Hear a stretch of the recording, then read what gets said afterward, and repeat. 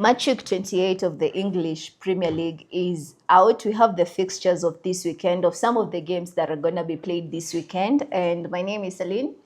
I'm Muti, and remember this episode is brought to you by playmaster.co.ke. And if you don't have bundles, you can also check our USSD. That's star 265 hash for those of you who might not have the internet to get to our services. Also remember we have weekly jackpot and so many prizes to be won. Yeah, unfortunately, tomorrow we won't have an early kickoff. It's like most game will start at 5 p.m. And at 5 p.m. we'll have the first game, Brighton versus Nottingham Forest. Tonight you have a Premier League fixture, that's Wolves versus Villa. So Wolves are currently fighting relegation. Villa are that. But I feel like Villa are on such a poor run. I really don't know the reason, but tonight they might win at the Molineux. What are your thoughts about it? I feel Aston Villa has not been the Aston Villa that we know. If you look at some of the games they have played, actually, I was disappointed with them. The fact that you didn't beat Arsenal, you allowed them to carry the whole 3 points. It was hurting. The fact that they beat you 4-1, I'm mad. But again, you look at Wolves, they started on a low. They played, I think, around 12 games without getting any win. I feel like, but in the recent games, you have seen them improve. I feel like it's going to be a good match to watch. And I feel like Wolves are going to carry the day. They denied Arsenal 3 points. So it's a good game to watch tonight. Liverpool versus West Ham, your team. Uh, Liverpool has not been good this season. The fact that we are sitting, is it fourth or fifth on the table? It means that we are at the edge of not qualifying for the Champions League next season. And if you look at the games we have been playing, we have been the team that in a pig comebacks. We start on a high and then we settle in coming second half, and you find teams find the opportunity to come and overtake us. I feel that has been the main thing. I don't feel like the squad is an issue because we have a good squad. Hugo Ekitike, we signed Kekrez, we have Florian I Wirtz. almost said Diogo Jota. Yeah, we have Florian Wirtz. We also have a very good midfield. McAllister, Gravenberch is there. We have Zoboslai. Zoboslai has been outstanding this season, but when it comes to giving out performance, I feel like it's a bit of a struggle. But I feel like last season, the reason why we even carried the league, I feel like it's because Arne Slot was using the Klopp's system team. of the system of Klopp, and right now it's when he's starting to discover his system, and he's trying to see players who can fit into his system. Because if you look at a player like Kekes, he has been playing the place of Robertson almost this whole season, and I feel like that is what Slot is trying to do. But anyway, I feel like West Ham tomorrow is gonna drop points because we are winning tomorrow. So do you think Slot can be compared to Eric Ten Hag? No. No. Just because he won you the league doesn't mean that he's a good tactician. Yeah, true. True. For me, I watched Liverpool versus Nottingham, and they really struggled till the last minute where McAllister grabbed the goal that gave them the 3 points. West Ham is really a hard nut to crack, but Liverpool will be playing at Anfield, so it's an easy win for Liverpool. But again, I don't feel like Anfield is really matters this time, because if I count the number of times we have been beaten at Anfield is higher than any other times we have been beaten at Anfield this season. Is the problem the atmosphere, the players, the manager? I don't think there is a problem. It's just the team itself. Yeah. Okay, we'll see what happens tomorrow at 6 p.m. The next game is Burnley versus Brentford. Burnley drew versus Chelsea, a very late equalizer. And I usually say these teams that are currently struggling at the bottom of the table, they usually play some of these games, it's a do or die for them. Chelsea got a red card, I think, in the dying minutes of that game. I think in the 80-something minute. And then Burnley kept on forcing corners, and they got one where they scored, I think, in the 92nd minute. So versus Brentford, Brentford also lost, if I'm not wrong. It's a hard game. Burnley will be at the tough more. So for me, it's a Burnley win. I'll differ with you. I feel like Burnley just got promoted to the Premier League this season after years of not being in it, and I feel like they have struggled among Burnley, Wolves. There are some of the teams that are really struggling in this season, and I feel like Brentford, in as much as it beat us. Yes, it did beat us at Anfield. I feel like it's gonna be a tough match, but at the end of the day, I'm gonna give Brentford a win. Another big fixture that will be happening on Saturday is Newcastle versus Everton. That's a good game. That's a good game. I feel like Newcastle has been struggling.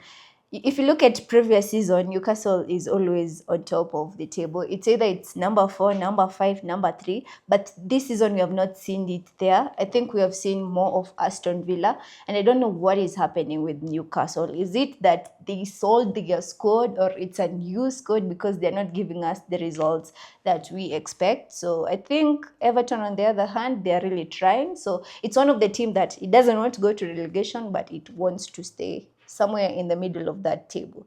So I'm going to give Everton a win. You look at Newcastle. They, I feel like Newcastle has two sides. There's the Newcastle that you play at when they're playing at home, Yeah. and there's a Newcastle St. that James Park. plays away. Yeah. When they're playing at the St. James Park, they're a very different team. But when you look at their away record, it's mostly losses or draws. This season, the reason they are currently struggling is at some point Joe Linton was injured. Sandro Tonali was also injured. Currently, they don't have their captain. Bruno Guimaraes is also injured. Anthony Gordon, it's also some point he was injured. Those are some of their key players who they've been missing this season. Remember also at some point Dan Burn had a red card. So I feel like these games that their key players have been missing is where they've been dropping points. And that's the reason why they've not been performing well. Walter Made also, their new striker who replaced Isak. At some point, he also got injured. So injuries have been affecting so many teams in the Premier League this season. So I think that's the reason to why they are at where they are right now. Everton, on the other hand, they lost to United at home. So two teams that are coming from losses. Newcastle also lost to City. So it's going to be a hard game, but I don't think Everton are getting any points at St. James Park. The last game on Saturday, we have Leeds versus Man City. Yeah, I feel like the gap is slowly closing, and it's becoming clear that Arsenal are not gonna carry the league at the end of the season because Man City is really coming up and is collecting points. But if you look at the squad, Man City squad, I feel like Semenyo is doing the most. That guy just came in through the window and he's doing more. I think he will score more goals than Cunha. You can agree? No, I'm not.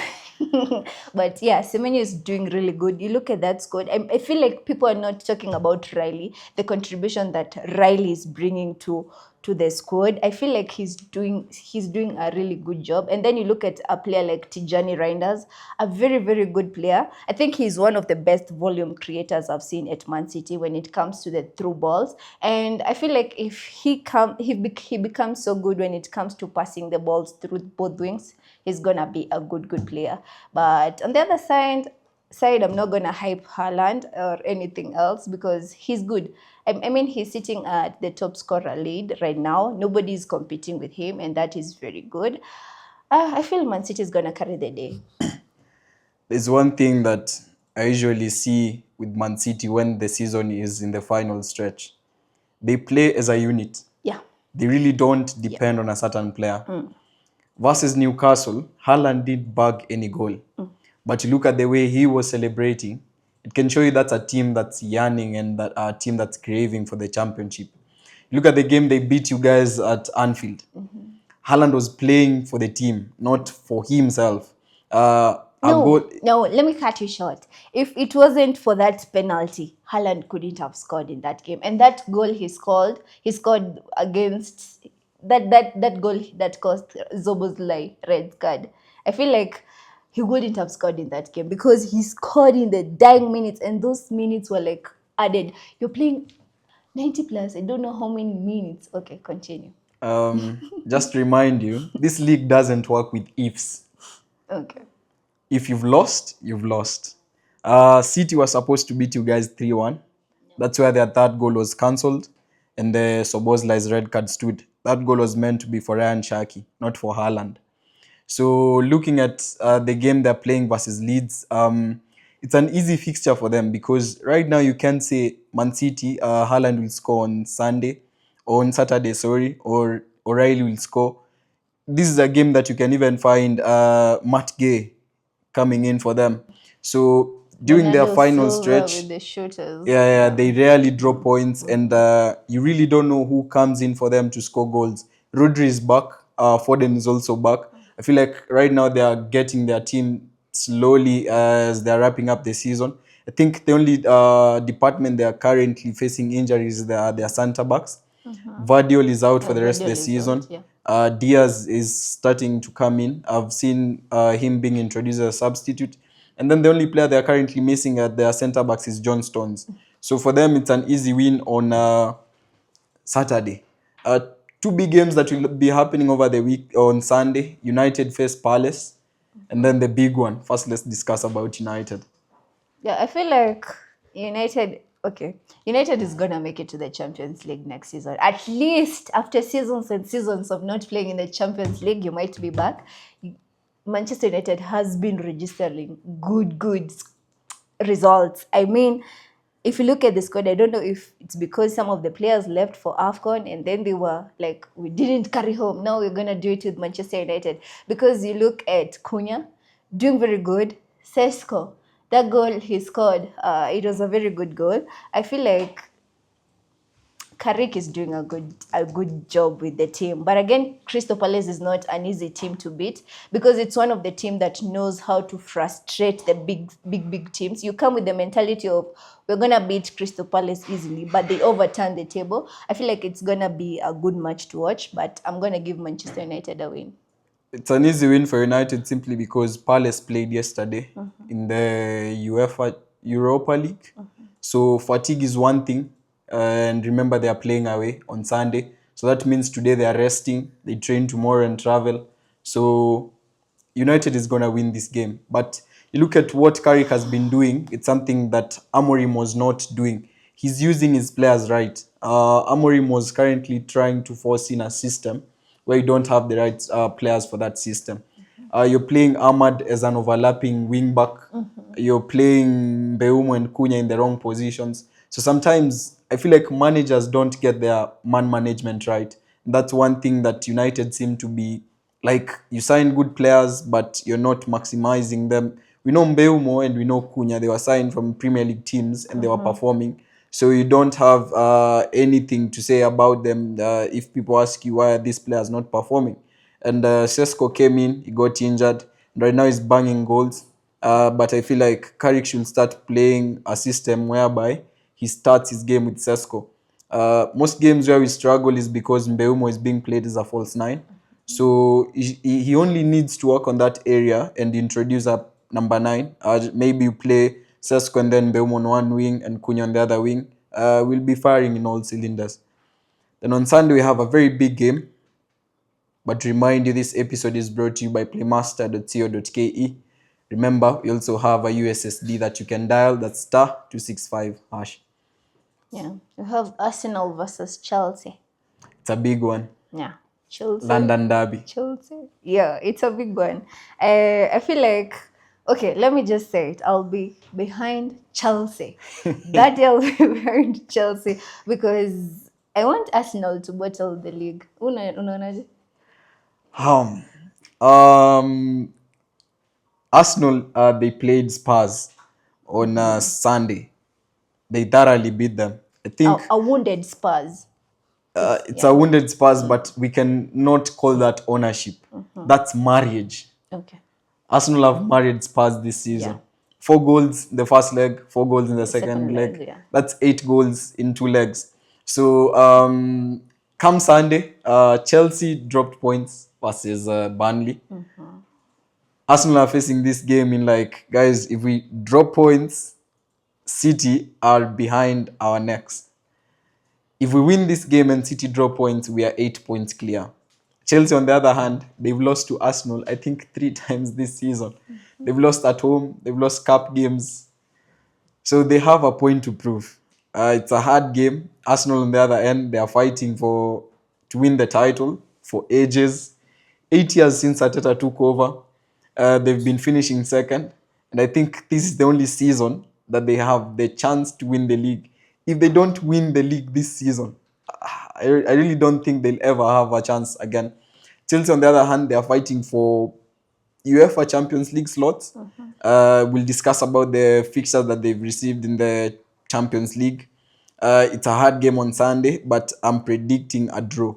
Yeah, I At feel like most. this game is gonna be like the title decider because at the end of the day, if Arsenal lose that game, it means they drop points, and if Man City win their game tomorrow, It's they 2 go top. points. Yeah, they go top of the table. Not yet. Not yet. 5 points. Arsenal are 5 5 points. points clear. Okay. I feel like it's gonna be a really good title decider because remember, Arsenal has not faced Man City in the second leg. That is a pending fixture. If Arsenal win tomorrow, I mean, it's gonna be like an easy for them, but it's not an easy. And I feel like since Liam came to Chelsea, Chelsea has been struggling. Look at the fact that a player like Cole Palmer is becoming angry when you sub him off. I feel like there is too much to do with Chelsea. It's either Chelsea has become a business hub or they don't want to play football anymore. Because the moment you get good players, you sell them off and then you sack the coach. I don't know what is happening. But you look at the other side, I think Saka is becoming a fraud in that Arsenal team. I feel like he's doing nothing. Because if you look some of the players that are really doing well in that team, why are you laughing? Did you call Arsenal star boy a fraud? Yeah. I mean, if you look at this season, Saka, it's either he's injured, it's either he's not playing well. I don't Or know he's what is limping? happening. He's limping. I feel like he has become the star boy of giving people free boots. You can stop with the football career and become a charity giver. But yeah, I feel like this game is going to be a good game, but I'm going to give Chelsea the win. For me, it's a very sweet draw that will make the title wrap very interesting. See you on the next episode, but just to remind you, this episode is brought to you by playmaster.co.ke.